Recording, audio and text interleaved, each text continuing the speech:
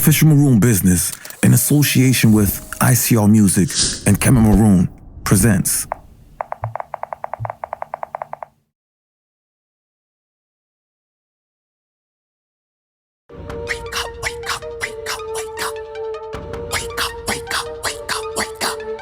You're in the Matrix. With the Matrix Man. From the Nadia to the Zenith, I rise from the fire like the Phoenix. As the waterfall between Mars and Venus, they calling me the hamster with the wheel is. 8 spokes, 2 posts, that's the helix. The grass on this side is the greenest. Born a genius, conceived in the fetus. Cleanliness is godliness, and niggas, I'm the cleanest. And God we trust, but they ain't talking about Jesus. It's egregious, they wanna be us. It's obvious, they hate the obelisk. Wonder why they wear a tie, because they envy my penis. That's why they on these nuts. Knowledge, wisdom, and understanding. Speak up. Words, power, and sound, they can't keep up. It's all a cover up like makeup. Wake up. Gratitude, brother. It's a real thing, man. It's not make-believe. If you don't have gratitude, my man, you can't manifest. You can't grow. Because the blessings won't come your way. You block your own blessings when you don't have gratitude. Yeah, I receive it. Yes, brother. I receive it. I'm so appreciative. I'm so grateful. I'm so thankful. I'm so blessed. We are here again, and we are going to have another conversation. And it's going to be with somebody that has been influencing me for a long time, probably before he even knew me, because I went to Fox Middle, and that's in Hartford, Connecticut. And he was very influential over there and just even in the community. So with no further ado, I'm going to let this legend in the entire universe, galaxy, and in Hartford, Connecticut, present himself to us. I'm so thankful for this conversation. Hello, how are you doing, Baba? Thank you very much, Kemet. I'm very grateful. My name is Kasike Delgado. Kasike is a name that I created for myself, and it means free human because my country is still a colony of this country. And that's Kasike with a K. Kasike with a C means healer, elder, shaman, and what the white people would say chief, but we don't call ourselves that. We say Kasike with a C. So I just wanted to put that out there to, to the universe so people can, understand the things that we must do in order to continue our path to, to total liberation. I receive it, Ashe. And where were you born? I was born in Borinquen, the island that white people call Puerto Rico. But one of the things that I teach, Kemet, is that we have to stop using words that have been used to colonize and enslave us to continue to identify ourselves. Okay, and what was that name again? Borinquen or Boriquen. Boriquen. Yes. Does that have anything connected with Boricua? Yes, that's where the word Boricua comes from. We're Boricuas from Borinquen. Borinquen. So Yes. It's not Puerto Rico, it's Borinquen. Yeah, the natives will never call it that. That's the anglicized name. That's the white name. Okay, perfect. And what is your nationality? Well, I consider myself native. So I don't know what to call that. I'm native. I was born on the island. I have as you can see, I have that, they consider a native look to this part of the world. So that's how I move, man. Okay. And what is your affiliations in the community, and what entities are you a part of? Well, right now I'm not doing much because I'm retired. So I have a class, well, actually 2 classes that I teach on Saturdays for chess at Sankofa, which is another entity that the community should be aware of. They have Sister Leola McCrory, who's an elder, and she's magnificent, man. She has like a small museum on Bloomfield Avenue in Bloomfield, and it's full of African artifacts. And she has all kinds of stuff there going on all the time. She has this trip going to the University of Hartford for people to listen to some beautiful jazz. She has a lot of stuff going on there where she has vendors come in and they sell their wares. A lot of it is handmade by craftspeople. And so she's doing a lot of wonderful things in our community, trying to maintain our traditions, that village thing where, you know, where you go down there and you shop and you meet people that have similar interests, you know, like you. So yeah, Leola McCrory. And then besides that, brother, I'm playing a lot of chess. I also have, you know, like a contract with the Y, where they let us use the Y on Albany Avenue on Saturday mornings from 11 a.m. to 2 p.m. And we're trying to build that up, so I'm promoting that right now. Please come down to the Y on Saturday mornings from 11 a.m. to 2 p.m. and just to play just free chess. Just come in and play chess. And this is in Hartford, Connecticut? This is in Hartford on Albany Avenue, yeah. And then besides that, you know, I do a lot of manifesting, brother. I try to learn a lot. I meditate and I try to learn about our history. Like, for example, right now on Audible, I'm listening to a book on slave breeding, because a lot of that history is lost. And these people don't want us to know the truth about all the terrible things that they've done. You know what I'm saying? And so in order for us to have peace with ourselves and with them, we have to walk in our truth. We can't walk in a lie. Otherwise, we're not going to be right. Are you spiritual or religious? You know, I don't believe in religion. I believe that religion is a white man's invention. You know, they came up with that. But as a native person and as an African person, because I'm indigenous African, right? I don't believe in spirituality. You know, I know about spirituality, and there's a difference. I know that it exists, and that's the path that I walk. And that's why, Kemet, I tell you that I identify as native, because that's the path that I try to walk. The people that are maybe listening to this now or later can't see all the plants that I have in my house. You know, but that's what we do. We try to identify, because at the end of the day, if nobody ever told you this, I'm telling you right now, you and everybody else, right? We are all connected to every living organism in the universe. But because of the food that we eat and the path that we walk, we're on the wrong path, so we can't feel that. But once you start living right, you know, when you go outside, you feel like the trees are talking to you. You feel like the birds are sending you messages, you know what I'm saying? And you feel so connected to everything. And so, you know, you have to, first you have to believe. And then once you believe, you will know. You know what I'm saying? So believing is the precursor to knowing, when the truth is there. Because you can believe in something, but it's not true. So yes, I am spiritual. That's the path that I walk. I'm also a spiritualist.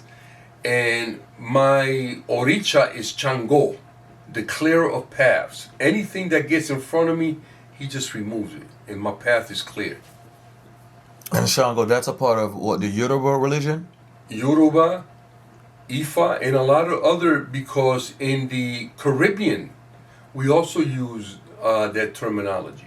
In Cuba, Haiti, Jamaica, Borinquen, we use that. We use those terms. Okay, nice. Where were you raised? Well, I lived on the island till I was 7. I came here in 1967. And then we moved around a little bit in Hartford and ended up in Charter Oak Terrace. And that's where I, you know, that's where I made my bones, like they say. I was there until I was 18. I went to high school. And then I went into the military for a little over 4 years. And I came out and we moved out and I stayed in the city. And this is where, you know, this is where I spend, you know, my life. Most of my life is here. I've had 4 sons here, 4 biological sons. And, you know, I raised them all here, man. Give thanks. Can you tell me about your mother and father? Well, you know, there's a lot of funny stuff about that. My father was my father in name. He was never around, and so I don't have much to say about him, you know, because I really didn't know him. My grandfather gave us, my brother Tony and I, who passed, and may he rest in peace, our grandfather gave us our last name because my father wasn't around. So, you know, I've had what they call father issues or daddy hunger with that, because I felt a lot of times I felt like I was alone. I felt anger at my father for not being there for all the shit that happened to us, you know what I'm saying? But my mother was different. I have an immense love and respect for my mother, but at the same time I keep a distance from her because my mother and her family are all very light-skinned, so they chose the way of the white man. They chose to be racist. So I will do anything for my mom, but I try not to go around her or her family too much because of what I stated earlier. You know, I had to break that because we have generational curses in all of our families. And so some of us have to show enough courage and bravery to break that. You know what I'm saying? So I did that, so they all hate me now. You know, because I illuminated for them what was dark. You know, their idea that they were better than other people because of their skin or whatever. You know what I mean? Mm-hmm. So yeah, but my mother was an incredible, incredible person. Extremely smart.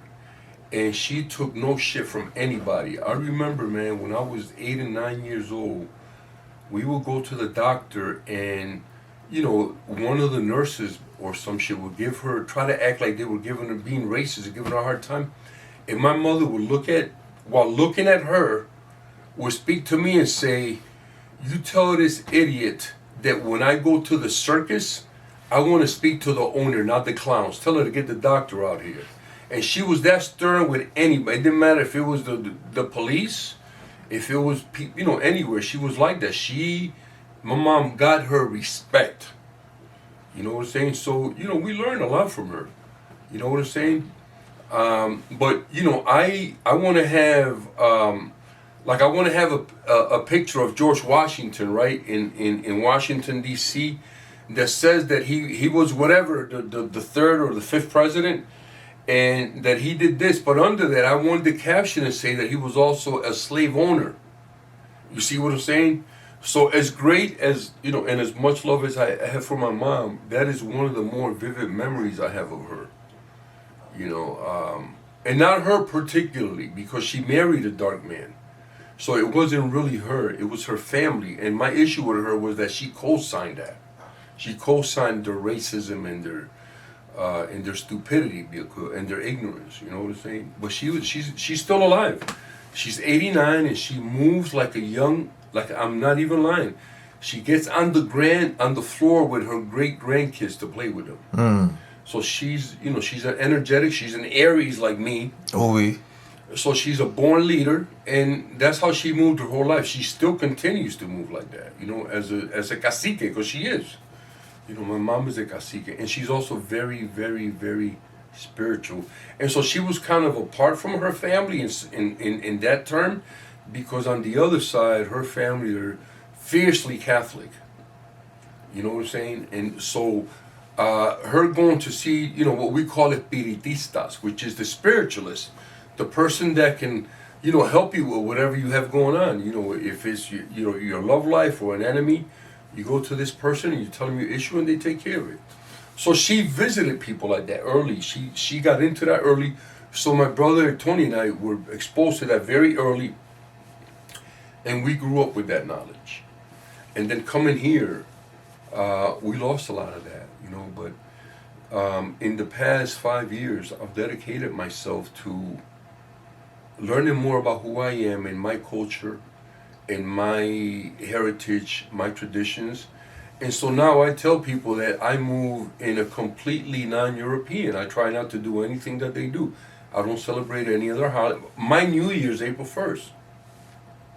You know what I'm saying? January 1st is death. Winter is equated with death. And spring is equated with life. So what the fuck are we doing? And then, you know, for Native people in this country, not Native Americans. See, Native Americans are white people because they came after. Natives are people like me. We were here before them. So we don't use that term American to identify ourselves because that's one of the things that they used to enslave us. And remember earlier, I said that we have to learn not to use words and terms that were used to enslave us to identify ourselves. So, you know, it's just been, you know, the last 5 years has been a real journey, man, into getting back on that path. And it's been great. You know, I created my own tribe. Tribu Coqui is alive and well. We have a lot of members. And it's just about walking our path. And see, here's the thing. I want to celebrate Christmas as a white holiday. See, I want to put that out there first. That's their holiday. It's got nothing to do with me. But if I'm around them or whatever and they're celebrating, I'm going to be there, right? But it's not something that I think about. Thanksgiving used to be the celebration of white people of their slaughtering of natives of this country. So why would I as a native want anything to do with that? So ignorance for us as black and brown people in this country, Kemet, is the rule of the day. It has been. But now, brother, and we talked about this, and I know you have some questions, but I want to talk about this. We are right in the beginning of the Great Awakening. And this is a universal phenomenon. It has nothing to do with us. So everything that's happening right now, the freedom of the African countries of their colonialism, because they're getting rid of all the European countries. They got rid of the United States. And that means that they'll be able to do their own thing. That's going to have an impact on us. I tell you all the time, you got to know what's going on in Africa because it's going to have an impact on how we live here. We have to know what's going on in China, in Russia, in Europe, because we get some things from them that if there's a war, if there's something, that's going to change. So being informed is not a bad thing. But where you get that information, we have to be careful. So the Great Awakening is a cleansing. It's a universal cleansing. There's nothing that we could do about that. It's a universal cleansing that's taking place where good is putting evil where it goes. That's why you see all this. These races are being exposed and they're all on the run. You know what I'm saying? So yeah, the Great Awakening is upon us, brother. The Great Awakening is upon us. What was your childhood like? And I know you mentioned you had a brother, Tony. What was your childhood like? Well, I actually have 6 brothers, and I'm number 7.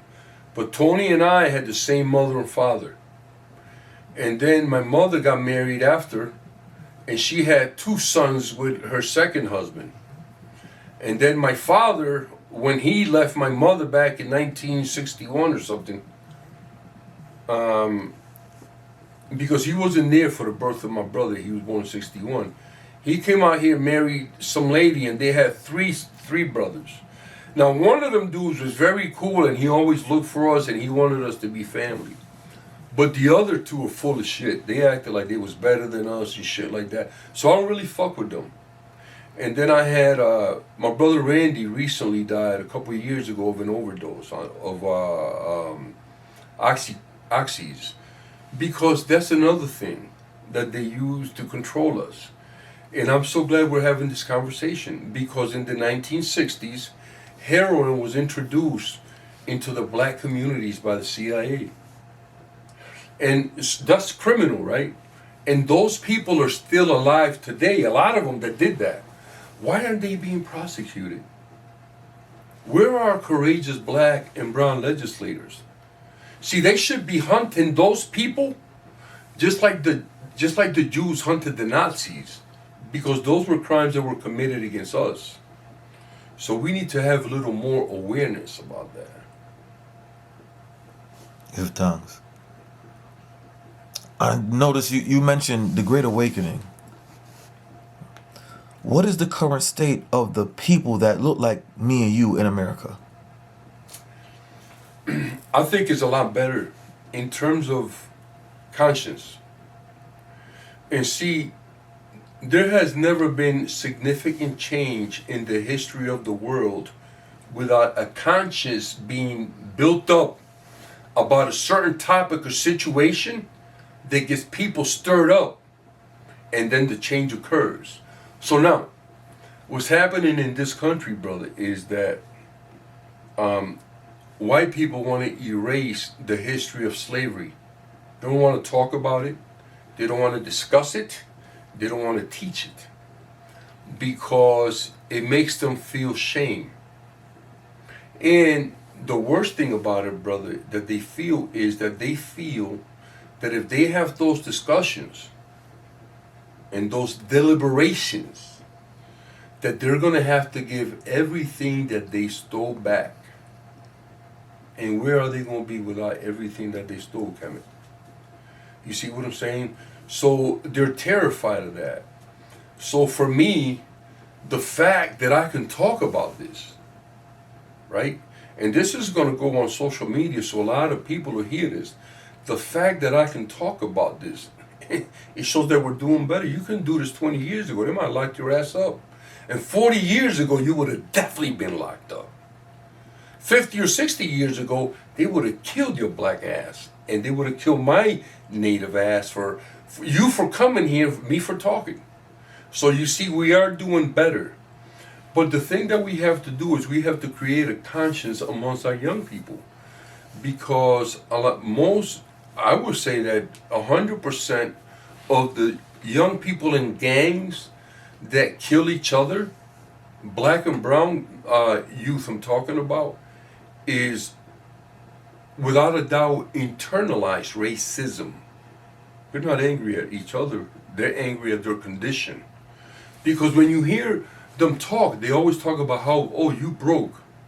Oh, you broke. Right? So it's always about that status. So they're not angry at each other, they're angry at, how they live and where they live. Because they haven't figured out that they can change that. I remember, brother, when, and this is a true story, and this is a story that all these young people in all over the country should hear, right? They were going to build the amphitheater in the Meadows. It's a big place for, where they play music, they have concerts. So they hired a company from Chicago to come down. And by the time we got a hold of it, it was kind of late, but they had decided that they were going to build the amphitheater. They were going to build it with people from out of Hartford, and then they were going to hire people that didn't work in Hartford to run it. So we got a hold of it, and I was working with a brother named Dana Wright. He has a lot of revolutionary blood in him, and so we got together with the Sólidos, Latin Kings, 20 Love, and an organization that I made up at that very moment, because I'm a very quick thinker, Kevin, right? I made up an organization called Black Shirts, and I claimed that we had 3,000 members. So every time we had a meeting, I would show up with 2 or 3 people wearing black shirts. And that was the extent of my organization, right? Nobody knew that. But everyone knew of the 3 other groups that I mentioned, and they were terrified because the Sólidos had like 2,500 active members, right? Latin Kings had about 1,500 members in Hartford at that time. And then 20 Love was the biggest. They had maybe 3,000 members. So they wanted to build this place and they didn't want to hire us. So we had a meeting with the vice president of the company. And when they came to the meeting, I had representatives from the gangs. And I introduced him and I said, this is so-and-so and he has 15, this and I said, and I got 2,500 active members. And I have another 1,500 inactive that all we got to do is call and they're coming. And if you don't hire us to build that and to work in there, we'll burn that bitch down. Right when you build it, we'll burn it down. And there's nothing anybody can do because there's too many. You see the numbers here? And you go back and verify what I'm telling you. And I knew he can verify the other 3. Easy. But I also knew that he wasn't going to verify. Right? So I didn't have to worry about me. So then the governor called us. The commissioner of the state police, the mayor and council people. And I refused to speak to any of them. By the time this whole thing finished, Kemet, the whole negotiation finished, they hired people from Hartford to build it. And the city has some little bullshit contract about hiring 10% Hartford residents. By the time we finished with them motherfuckers, bro, the contract said that they had to hire like 60% from Hartford. And so I showed the young people how powerful they were. You know what I'm saying? So we have to learn that when we organize, we can do anything we want. And just for the record, okay, any elected official in this country, whether there's the president, a councilman, a mayor, a fucking dog catcher, if you're an elected official, you can be removed from office by popular protests. If enough people get together and say we want Trump out, they have to remove him. That's just the way it is. That's what makes this country so great. Any elected official can be removed by popular protest. And I'll give you the best example of that. Recently, in my island, the governor had to resign because so many people were angry at the shit that he had done that he was forced to leave the island. Okay? So remember that we can do that with anybody we want. We just have to organize.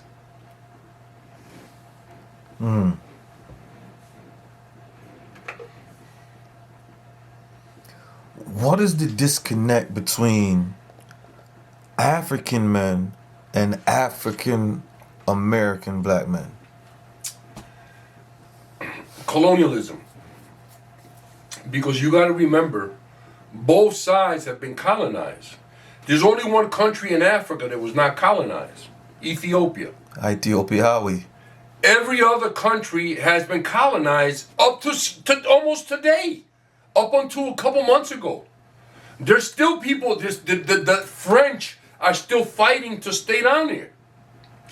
Elon Musk is fighting about what's going on in South Africa. Why? Because he is an Afrikaner. And Afrikaners are white Africans. He's a white African. So the Africans in South Africa decided that they're going to take their land back that was stolen and put it back to use for the country, for the good of the country. And, you know, they did this within their laws, their country. You know, they don't have anything to do with the laws of this country. The rights of the people over there are different than the legal are different than here. They have different laws, they have that. So why is Elon Musk, who is the advisor to the president of this country, almost forcing the United States? There may be some military intervention. You know what I'm saying? Why are we letting him do this? So that's why what my elders used to say in this country all the time is true today. And these, look at me, people, these crackers cannot be trusted at no level, because white man speaks with forked tongue. Okay? What's a forked tongue? A liar. A forked tongue is someone who lies consistently, not once in a while, right? And so here's the deal. Here's how I look at white people. 50% of what they telling you is a lie, and you can't believe the other 50%. And that's where we're at. See, and if you don't understand that, because we're different. We're different. It's not a bad thing. It's an understanding that we have to come to. And it's like Kendrick Lamar's been telling you. And the elders have been telling you the same thing all along. They are not like us, but we are also not like them. You see that? And we have to come to that understanding. Is a level of respect. Because see, here's what happens, Kemet. In this country, we have been taught to speak a language of enslavement, a language of servitude, and a language of death. I challenge you and other young people to continue to create a language that speaks freedom, a language that speaks life. And the way we get to that, brother, is by elevating each other, by supporting each. As long as you're doing right, brother, you have not only my support, but you have my tribal support. Okay? And that's anybody else out there. But if you out there with the bullshit, don't come around me. You know what I'm saying?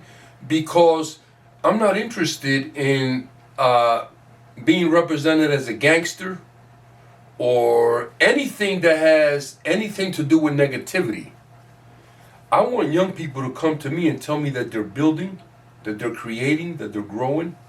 You know what I'm saying? I don't want to know about you being in the gang and how much dope you're selling.